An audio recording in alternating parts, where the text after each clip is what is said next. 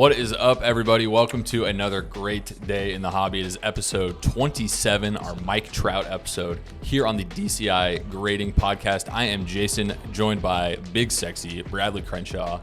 As always, make sure you guys are subscribed. You don't want to miss out on any of our new content. Subscribe to our channel. Also, if you would, join us on our live auctions, DCI Whatnot channel. We run single dollar auctions every day on that channel. It's a fun place to hang out and get introduced it's to just a charity stream, right? It's like we give stuff away. Man, everybody's getting steals. If you're not hanging out on our Whatnot, definitely check it out. It's a fun place to hang out. Great community we've got built in there. But it is another great day in the hobby. Lots of sports happenings going around in the sports world. Kind of going to start off on a guy we haven't talked about much on this podcast before.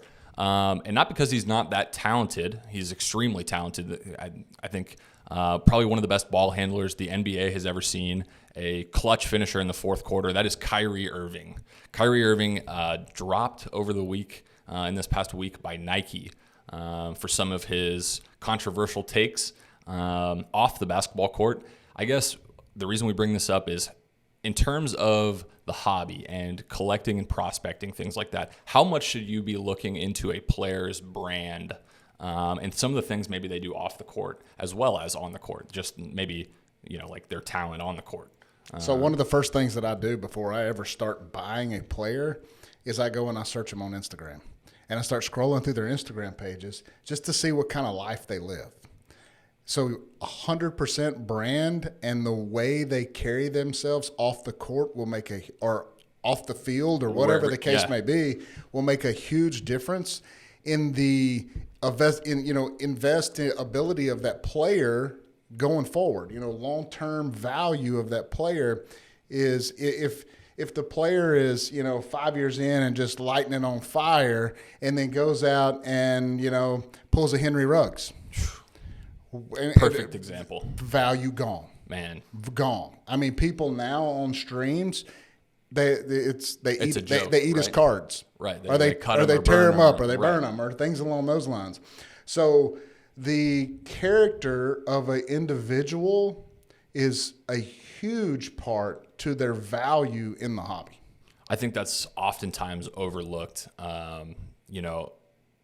Maybe during their career, post-career, things like that. You just never really know how that person's life is gonna play out. And so, that is certainly a risk, not only to consider that person's talent and kind of how they stack up in their respective field, but how can they manage themselves in that spotlight fame, money, things along those lines, right, when you're not used to having that. Right. So you have to go back to the upbringing. I mean, there's a lot that goes through with that, and there are some great people that come into the sports world that handle themselves like professionals. Sure. On and off the court, on and off the field, and those guys are the ones that you want to do your investing in. Absolutely. How much do you think NFL, NBA, professional organizations look into that when they're about to sign or draft a player versus that prospect potential? Like maybe you've just got the next LeBron. Well, right? The Dallas Cowboys don't look at anybody. Right. They don't look at anybody. They'll take anybody. They're fresh out of jail. Oh, yeah, we'll sign them. Here goes Jerry. Give him a phone call. That's right. No, so you think mostly – I guess what you're saying is the smart organizations do their research. There you go. The smart organizations do their homework a little bit more than some of those other guys. Yeah. And I guess, we see a lot of that personality come into play with, their actions on the court, but also with the corporations and things that some of the athletes, the brands that they align themselves with. For example, Ja Morant is going to be the guy who's taking kind of Kyrie's spot for Nike as that face of the Nike basketball brand. Let me hear your thoughts on Ja Morant. You know what I mean? He's so exciting. He's must-watch TV. You know what I mean? If Ja Morant is on national TV, you got to turn in and watch because he's going to go for 40 and have a couple highlight dunks that just make you say, wow. He's the Patrick Mahomes of the NBA. That's right. That's a great way to put it. He is definitely must-watch television. The only thing that worries me with Ja Morant is how hard he does play in driving those lanes. He's such a small guy. Yeah. I mean, yeah, he's tall, but he's still a very thin guy. Yeah. And I worry every time he drives in like that. His legs are so small there. I'm expecting him to break when he comes down.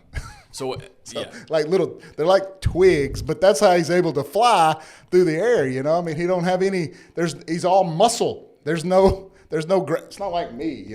I'm over here. I ain't jumping like that. No, that's me either. I'll tell you what, but Ja is on the younger side of things in the NBA, right? Yeah. He's come up with the social media generation. If guys that he plays with in AAU are now his rival teammates on other teams in the NBA. So they kind of go back and forth with one another on Twitter or Instagram. And sometimes, when it's in the public eye like that, it's taken so far out of context that it can get players in trouble. Where you stand on kind of building that brand through social media and just kind of aligning with, as an athlete, choosing the correct brands and things like that to align yourself with. Like, how should athletes approach that from your perspective? I believe that is more along the lines of what they want to do, how they want to align themselves. I don't really think there's, we all have, different opinions and different, ways we like to carry ourselves. Sure. So, in the end of the day, I don't think there's no right or wrong. I just think they need to make, the best decision for themselves. Right. I agree. Speaking of kind of, making that decision for yourself or betting on yourself, if you will, a record contract for one of the most prolific players in baseball right now, Aaron Judge for the Yankees, just signed a humongous contract, 9 years, $330 million. But he did so after. I thought it was 360. $360 million. Yeah. Crazy. It's a staggering amount of money. Good for him. And we were talking about this a little bit earlier. He's one of those guys who seemingly never has any issues off the field. That's a Yankees organization that absolutely knows kind of tradition and keeping their players, clean cut, not allowed to have beards, things like that. Those old Yankees traditions. I know you'd never be able to play for the Yankees. That's for sure. But Aaron Judge, he said, you know what? I'm not going to sign a contract last season. I'm going to bet on myself with this contract, with free agency coming up. I'm going to bet on myself. He delivers in the biggest stage. He hits, he breaks Roger Maris's single season home run record in the American League. Yankees go to the postseason. Unfortunately, they don't get it done. But Aaron Judge bets on himself, the biggest stage, comes through, gets it done, and now deserves, in my opinion, that humongous paycheck. And that's just something that is so cool to see, is guys like that who do think about their brand and their image and, are willing to lay it all on the line when the time comes to say, hey, I'm going to deliver in the biggest moment and I'm going to do it my way. And then you're going to have to pay me $360 million. I believe the Padres offered him, there was like $400,000. I mean, $400 million. Is that right? Yeah, $400 million. That's crazy. Yeah, $400 million. Yeah, and that's unbelievable. But he chose to stay with the Yankees. My belief on Aaron Judge. So, I think they overpaid him. I do not think he's worth that. And you can mark my words, he'll never hit 50 home runs again. Okay. He'll never do it. I think that was a one-hit wonder type deal. I think he is a good guy, and I think he went all out for the money. Right. Now you'll get he'll be a 300-plus hitter. He hits the ball. He does. But he is not. He will never touch 50 home runs again. Not even 50. Not even 50. Yeah. Okay. That's interesting. I'm going to mark that because I actually do think Aaron Judge is a great power hitter. I'll tell you what. Do you think he'll hit 50? I do think he will hit 50. Okay, let's make a bet right here. I'll make a bet for you. If he hits 50, I get your face tattooed on me. If he doesn't hit 50 next year, you get my face tattooed on you. Is it just this next season or is it ever again? This next year, he just got paid. Just this next season? He got to be riding a high. Man, how about we do how about Aaron? We got to do something else. Not a face tattoo. I don't want your face on me. Come on now. No, it's something else. I'm in for a tattoo bet. Don't think I'm not in for a tattoo bet. I just, I don't know if I need you on there, No, but we'll come up with something. Sounds good. Aaron Judge, for what it's worth, I think he hits 50 again. Especially they play in that Little League ballpark up there in New York, so it's easy. They got that Little League ballpark, that short field up there, but kind of fun touching on baseball. A guy, like we had touched on earlier, keeps himself in that spotlight, especially in the big market of New York, and does so, seemingly well. Like he's managed that brand extremely, extremely well. Even betting on himself to then get that contract done. One exciting thing, kind of as it relates to the baseball world, as well as our episode 27 here, our Mike Trout episode, one of my favorite players in baseball. Mike Trout has announced he is committed to playing for Team USA in the World Baseball Classic, something that typically the top names in the MLB have not kind of left their summer routines to go out and play in, as baseball has really become, national, like a worldwide game. Shohei Ohtani from Japan. We've got everybody from Latin America. The World Baseball Classic has really gained stature in the baseball world. A lot of Latin American countries would actually tell you that a World Baseball Classic would rank higher for a lot of them than a World Series. Venezuela, a lot of. So what is a World Baseball Classic? Is that like a World Cup? Is that like exactly? So if you're unfamiliar, is that like the USA basketball team going in the Olympics? Exactly. I'm not that familiar with the baseball side of things. Okay, so what the World Baseball Classic is that's exactly right. It's baseball's version of the Olympics, if you will. It's the World Cup. Team USA, Team Venezuela, Team Costa Rica, Team Dominican Republic, Team Japan, they're going to take the best from their public leagues. Okay, so it's like an Olympic play, just exactly. like okay. Exactly. Gotcha. So in years past, the MLB All-Stars that would go, it was a big deal. And they would be some of the younger stars. I remember Arenado played in 2014, the last time they had, or maybe 2018 or so. I think they do it every 4 years. Stanton was another big name for the USA, but this time they've got the big fish. Mike Trout is committed to play. Since Mike Trout committed to play, a whole other host of all-stars have signed up for Team USA, and there is going to be a kind of a dream team feel to this World Baseball Classic, kind of like the '84 Olympics in Barcelona when Team USA got Michael Jordan to join the team, and all of a sudden all these NBA all-stars said, "Oh, Jordan's playing. I'm going to go. I want to play in the Olympics. I want to Team USA." So it's kind of cool to see that Trout leading that charge. The only difference, though, basketball, baseball. One guy like Jordan can change the game. One guy like Trout cannot change the game in baseball.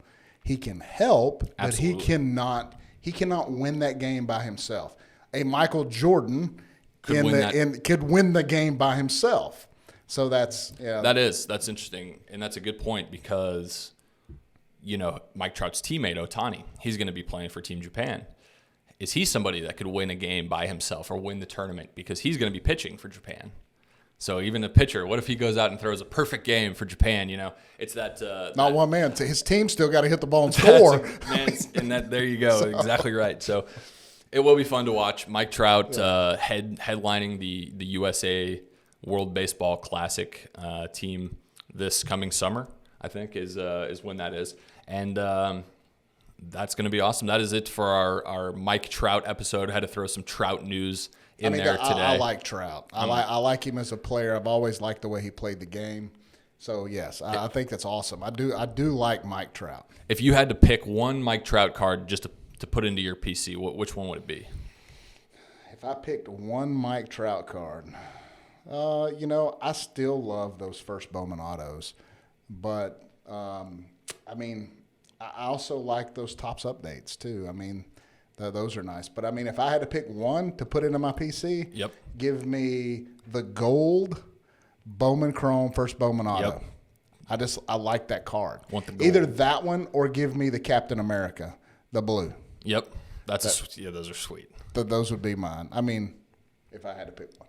It's awesome. Can't go wrong with that guy. Yeah. Guys, thanks for tuning in. Could be like, hang on, I just cut you off. We could be like Vegas Dave. Oh, we could just buy the super. Yeah. We should buy. Yeah, it's going to go to 40 million. Right? It's going to be worth 40 million. I mean, it's 10x. I can see the future. It's only going up. And if I buy it, that just means that I control the hobby, right? And I'm the one that drives the hobby. Right. That's exactly right. All right, guys, we're out of here. Thanks for tuning in. This was episode 27 of the DCI Podcast. Make sure you guys are subscribed, tuning in, send us some cards for your RCRs, and join our Whatnot streams as well for our $1 auctions. Great place to build a community. We will see y'all soon. Thank you very much.